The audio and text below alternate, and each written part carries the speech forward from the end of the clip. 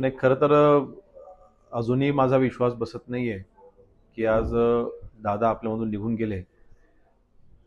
मी ज्या दिवसापासून मी राजकारणामध्ये आलो, आमदार नसताना आम्ही शिवसेना पक्षामध्ये काम करत असताना देखील एक आयडल म्हणून आम्ही अजितदादांकडे पाहायचो.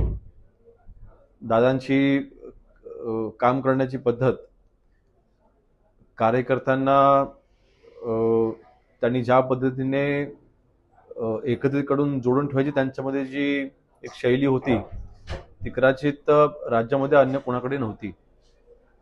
आज वडिलांच्या मार्फत मी अजितदादांना अनेक वेळेला आमदार नसताना भेटलो आणि आमदार झाल्याच्या नंतर, विशेषतः आज मंत्री झाल्याच्या नंतर मंत्रिपदाच्या मार्फत आपण जनतेला कसा न्याय मिळवून द्यायचा, ह्या मंत्रिपदाचा उपयोग जनसेवेसाठी कसा करायचा, अशा अनेक गोष्टी मी दादांकडनं पर्सनली मी शिकलो.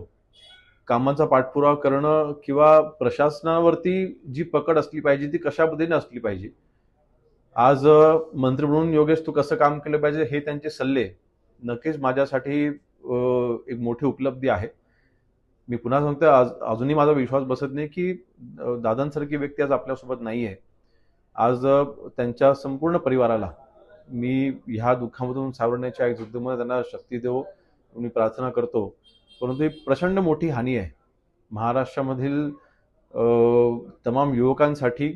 महाराष्ट्रामधील सर्व राष्ट्रवादीचे कार्यकर्ते तर आहेतच, परंतु महाराष्ट्रामधल्या तमाम जनतेसाठी, महाराष्ट्रासाठी प्रचंड मोठी हानी आहे. ही हानी कोणीच भरून काढू शकत नाही. आणि मला वाटतं आज दादांचं कार्य, त्याला कुठलीही तोड नाही, हे मला काही वेगळं सांगायची आवश्यकता नाही.